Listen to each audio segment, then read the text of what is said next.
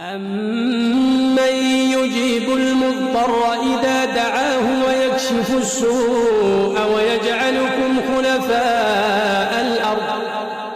أَإِلَٰهٌ مَّعَ اللَّهِ قَلِيلًا مَّا تَذَكَّرُونَ أَمَّن يَهْدِيكُمْ فِي ظُلُمَاتِ الْبَرِّ وَالْبَحْرِ وَمَن يُرْسِلُ الرِّيَاحَ بُشْرًا بَيْنَ يَدَيْ رَحْمَتِهِ أإله مع الله تعالى الله عما يشركون أمن يبدأ الخلق ثم يعيده ومن يرزقكم من السماء والأرض أإله مع الله قل هاتوا برهانكم إن كنتم صادقين